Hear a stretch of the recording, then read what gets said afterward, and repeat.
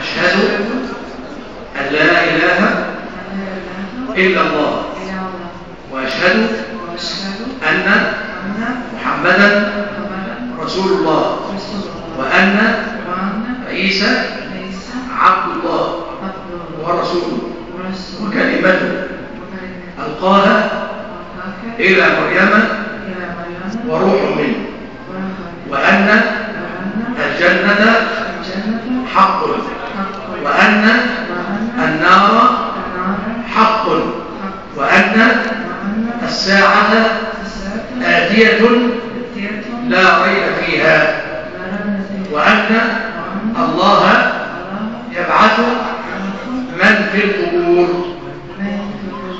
يكفينا هذا.